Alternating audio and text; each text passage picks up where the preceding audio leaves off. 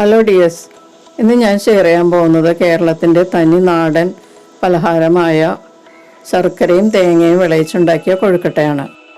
ഇത് കഴിക്കാൻ ആഗ്രഹിക്കാത്തവരാരും തന്നെ ഉണ്ടാവില്ല.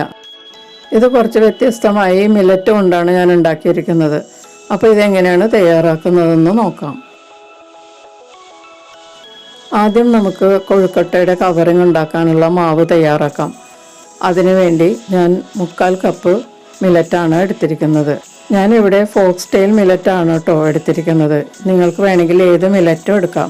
ചില റെസിപ്പികളിൽ ഏത് മില്ലറ്റാണെന്ന് ചോദിക്കാറുണ്ട്. അതുകൊണ്ടാണ് ഞാനിപ്പോൾ പ്രത്യേകമായിട്ടും പറയുന്നത്. ഇതിൽ ഗ്ലൈസമിക് ഇൻഡെക്സ് വളരെ കുറവാണ്.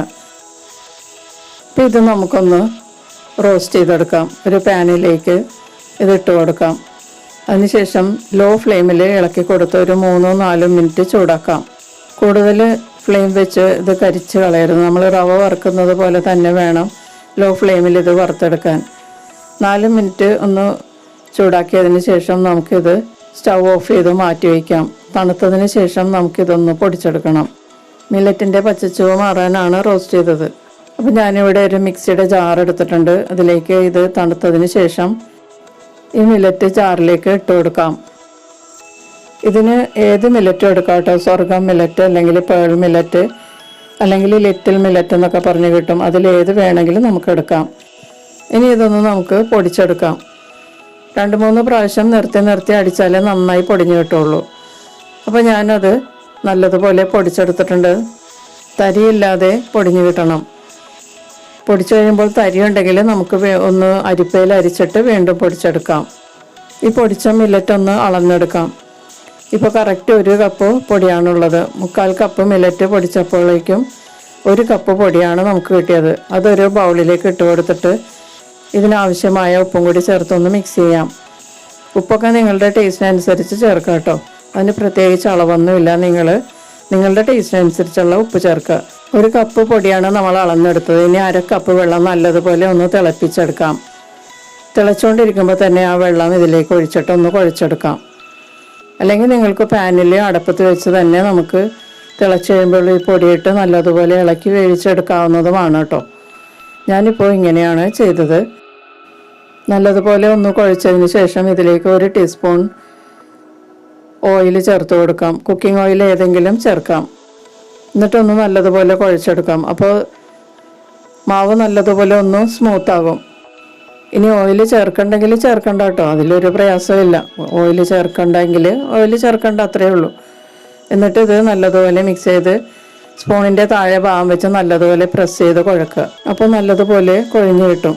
ഇനി തണുത്തതിന് ശേഷം നല്ലതുപോലെ ഒന്ന് തേച്ച് കുഴച്ചെടുക്കണം. അപ്പോൾ നമുക്കിത് 10 മിനിറ്റ് റെസ്റ്റ് ചെയ്യാൻ വെക്കാം. ഈ സമയത്ത് നമുക്ക് ഫില്ലിങ് റെഡിയാക്കാം. അതിനുവേണ്ടി ഞാനൊരു പാൻ ചൂടാക്കി ഇതിലേക്ക് 3/4 കപ്പ് അഴിപ്പിച്ച ശർക്കരയാണ് ചേർക്കുന്നത്.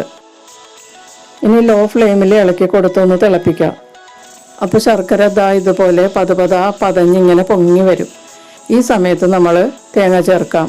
ചിരകിയ തേങ്ങ ഞാൻ ഒരു വലിയ തേങ്ങയുടെ പകുതി ചിരകിയതാണ് ചേർക്കുന്നത്. ഇനി തേങ്ങയും ശർക്കരയുമായി നല്ലതുപോലെ മിക്സ് ചെയ്യാം. തേങ്ങയിലെ വെള്ളമൊക്കെ വറ്റി ശർക്കരയൊക്കെ നന്നായിട്ട് പിടിക്കുന്നത് വരെ ലോ ഫ്ലെയിമിൽ ഇളക്കി കൊടുത്ത് ശർക്കരയും തേങ്ങയും കൂടി ഒന്ന് വിളയിച്ചെടുക്കാം. ഇതോടൊപ്പം ഈ ചാനൽ ആദ്യമായി കാണുന്നവരാണെങ്കിൽ സബ്സ്ക്രൈബ് ചെയ്തൊന്ന് സപ്പോർട്ട് ചെയ്യുക. അതിനടുത്ത് കാണുന്ന ബെല്ലൈക്കൺ ഒന്ന് പ്രസ് ചെയ്യുക. അപ്പോൾ എൻ്റെ അടുത്തടുത്ത വീഡിയോസും നിങ്ങൾക്ക് വേഗത്തിൽ ലഭിക്കുന്നതായിരിക്കും. ഇപ്പോൾ തേങ്ങയിലെ വെള്ളമൊക്കെ വറ്റി ശർക്കരയുമായിട്ട് നല്ലതുപോലെ വിളഞ്ഞു തുടങ്ങിയിട്ടുണ്ട്. നിങ്ങൾക്ക് കുറച്ചുകൂടി ശർക്കര കൂടുതൽ വേണമെങ്കിൽ 1 കപ്പ് പാനി ചേർത്താൽ മതിയാകും. അല്ലെങ്കിൽ ഒരു 150 ഗ്രാം അല്ലെങ്കിൽ 200 ഗ്രാം ശർക്കര അഴിപ്പിച്ച് ചേർത്താൽ മതി. കൂടുതൽ ശർക്കര ചേർത്താൽ നല്ല ജ്യൂസി ആയിട്ടിരിക്കും. ഇതിപ്പോൾ കുറച്ച് ഡ്രൈ ആയിട്ടാണ് ഇരിക്കുന്നത്. കൂടുതൽ മധുരം കഴിക്കാൻ പാടില്ലാത്തവർക്ക് ഇതുപോലെ ശർക്കര ചേർത്താൽ മതി. ഇനി ഇതിലേക്ക് 1/2 ടീസ്പൂൺ ഏലക്ക പൊടിച്ചത് ചേർക്കുക. ഞാൻ കുരു മാത്രം പൊടിച്ചാണ് ചേർത്തിരിക്കുന്നത് കേട്ടോ. തൊലി കളഞ്ഞിട്ടാണ് ഞാൻ ഏലക്ക പൊടിച്ചിരിക്കുന്നത്. എന്നിട്ടിത് നല്ലതുപോലെ ഒന്ന് മിക്സ് ചെയ്യുക. ഇപ്പോൾ ശർക്കരയും തേങ്ങയും നല്ലതുപോലെ വിളഞ്ഞിട്ടുണ്ട്. നന്നായി പാകമാവുമ്പോൾ ഈ ശർക്കര വിളയിച്ചത് ഈ സ്പൂണിൽ ഇങ്ങനെ പറ്റിയിരിക്കും. അതാണ് കണക്ക്. ഇതറിയില്ലാത്തവർക്ക് വേണ്ടിയിട്ടാണ് കേട്ടോ ഞാൻ പറയുന്നത്. ഇനി നമുക്ക് മാവ് ഒന്നുകൂടി നല്ലതുപോലെ കുഴച്ചെടുക്കാം. നിങ്ങളിത് കുഴക്കണ സമയത്ത് ഇത് കുറച്ച് ലൂസാണെങ്കിൽ 2-3 ടീസ്പൂൺ ഗോതമ്പ് മാവ് ചേർത്തിട്ട് നല്ലതുപോലെ ഒന്ന് ഇതുപോലെ തേച്ച് കുഴച്ചെടുത്താൽ മതി കേട്ടോ. ഇനി നമുക്കിത് ചെറിയ ചെറിയ ഉരുളകളാക്കി എടുക്കാം. ഇപ്പോൾ ഇത് കറക്റ്റ് പാകമാണ്. നമുക്കിത് കുഴച്ചെടുത്തിട്ട് ഉള്ളിൽ സ്റ്റഫ് ചെയ്യാനുള്ളതാണ്. അപ്പോൾ നമുക്കിത് ഉരുട്ടിയെടുക്കാം. ഇപ്പോൾ ഞാൻ 5 ഉരുളകളാക്കി ഉരുട്ടിയിട്ടുണ്ട്. ഇനി നമുക്കിത് നമ്മൾ കൊഴുക്കട്ട ഉണ്ടാക്കുന്നത് പോലെ നടുഭാഗം ഒന്ന് കുഴിച്ചെടുക്കണം. ഇതുപോലെ നമ്മൾ അരിയിലും ഗോതമ്പിലൊക്കെ ഉണ്ടാക്കുമ്പോൾ ഇതുപോലെ തന്നെയാണ് ചെയ്യുന്നത്. അതുപോലെ ഒന്ന് കുഴിച്ചെടുത്തതിന് ശേഷം നമുക്ക് ആവശ്യമുള്ള ശർക്കരയും തേങ്ങയും വിളയിച്ചത് വെച്ച് കൊടുക്കാം. ഫില്ലിങ് ആവശ്യത്തിന് മാത്രം വെച്ചാൽ മതിയാവും, കൂടുതൽ വെക്കരുത്. കൂടുതൽ വെച്ചാൽ നമ്മളിത് കവർ ചെയ്താലും വേവിച്ച് വരുമ്പോഴേക്കും അത് പൊട്ടിപ്പോകാൻ ചാൻസ് ഉണ്ട്. അതുകൊണ്ട് നമ്മൾ എപ്പോഴും കുറച്ച് ഫില്ലിങ് വെക്കുന്നതാണ് നല്ലത്. എന്നിട്ട് നമുക്ക് നമ്മളുടെ കൈവിരൽ കൊണ്ടൊന്ന് പ്രസ് ചെയ്തൊക്കെ വെക്കാം, ഉള്ളിലേക്ക് ആക്കി വെച്ചിട്ട് ഇത് എല്ലാ ഭാഗത്തു നിന്നും കൂട്ടി യോജിപ്പിക്കുക.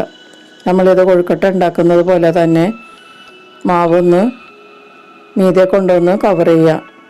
അതിനുശേഷം നല്ലതുപോലെ കൈവെള്ളയിൽ വെച്ച് ഉരുട്ടിയെടുത്താൽ നമ്മളുടെ കൊഴുക്കട്ട വേവിച്ചെടുക്കാൻ പാകമാകും. അപ്പം ഞാനൊരു കൊഴുക്കട്ട ഉരുട്ടിയെടുത്തിട്ടുണ്ട്. ഇത് നമുക്കൊരു പാത്രത്തിലേക്ക് മാറ്റി വയ്ക്കാം. ഇതുപോലെ തന്നെ ബാക്കിയുള്ളതും നമുക്ക് ഫില്ലിങ് നടുവിൽ വെച്ചിട്ട് ഉരുട്ടിയെടുക്കാം. ഇതുപോലെ വെച്ചതിന് ശേഷം സ്പൂൺ കൊണ്ടൊന്ന് പ്രസ് ചെയ്യുക, അല്ലെങ്കിൽ നമുക്ക് വിരൽ കൊണ്ട് ഉള്ളിലേക്ക് ഒന്ന് പ്രസ് ചെയ്ത് അഡ്ജസ്റ്റ് ചെയ്ത് വെക്കാം. പുറത്തോട്ടൊക്കെ വന്നിട്ടുള്ളതൊക്കെ ഇതുപോലെ വെച്ചതിന് ശേഷം നമുക്കിത് എല്ലാ ഭാഗത്തുനിന്നും ഒന്ന് നടുവിലേക്ക് കൂട്ടിയാൽ മതിയാകും. പുറത്തേക്ക് വരുന്നുണ്ടെങ്കിൽ നമുക്ക് വീണ്ടും വിരൽ വെച്ച് അത് ഉള്ളിലേക്ക് ആക്കി വയ്ക്കാം. അതിനുശേഷം അത് നല്ലതുപോലെ കൂട്ടി യോജിപ്പിച്ച് റോൾ ചെയ്തെടുക്കാം. കയ്യിൽ വെച്ച് തന്നെ നല്ലതുപോലെ ഒന്ന് ഉരുട്ടി എടുത്താൽ നല്ല ഷേപ്പിൽ കിട്ടും. കണ്ടോ, ഇപ്പോൾ ഇത് രണ്ടാമത്തെ കൊഴുക്കട്ടയും റെഡി ആയിട്ടുണ്ട്. നമുക്കിത് പാത്രത്തിലേക്ക് വെച്ചിട്ട് ബാക്കിയുള്ളതും ഇതുപോലെ ഉരുട്ടിയെടുക്കാം. അപ്പോൾ ഞാൻ 6 കൊഴുക്കട്ടയും ഉരുട്ടിയെടുത്തിട്ടുണ്ട്. ഇനി നമുക്കിത് സ്റ്റീമറിൽ വെച്ച് വേവിച്ചെടുക്കാം. സ്റ്റീമറിൽ വെള്ളം നല്ലതുപോലെ തിളച്ചിരിക്കുകയാണ്. ഇനി ഇതിലേക്ക് നമുക്ക് ഉരുട്ടി വെച്ചിരിക്കുന്ന കൊഴുക്കട്ട വെച്ച് കൊടുക്കാം. മില്ലറ്റ് വളരെ ഹെൽത്തി ആണെങ്കിലും നമ്മൾ ഇത് തുടർച്ചയായി ഉപയോഗിക്കുന്നത് നമ്മുടെ ആരോഗ്യത്തിനെ ബാധിക്കും. മില്ലറ്റിൽ അടങ്ങിയിട്ടുള്ള ആൻറ്റി ന്യൂട്രിയൻ്റ് കോമ്പൗണ്ട്സ് നമ്മുടെ ശരീരത്തിൽ മറ്റ് ആഹാരങ്ങളിൽ കൂടി കിട്ടുന്ന പൊട്ടാസ്യം, അയൺ പോലുള്ള മിനറൽസ് അബ്സോർബ് ചെയ്യാനുള്ള കഴിവ് നമ്മുടെ ശരീരത്തിന് നഷ്ടപ്പെടും. അതുകൊണ്ട് ഇടയ്ക്കിടയ്ക്ക് ഉപയോഗിച്ചാലും മതിയാകും. ഇനി നമുക്കിത് മൂടി വെച്ച് 15 മിനിറ്റ് മീഡിയം ഹീറ്റിൽ വേവിച്ചെടുക്കാം.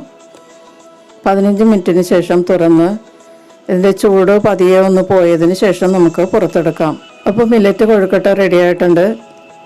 നേരെ ചൂടായിരിക്കുമ്പോൾ തന്നെ കഴിക്കുക, അതാണ് നല്ലത്. എല്ലാവരും ഒന്ന് ട്രൈ ചെയ്ത് നോക്കുക. നമുക്ക് മറ്റൊരു റെസിപ്പിയുമായി വീണ്ടും കാണാം. Thank you.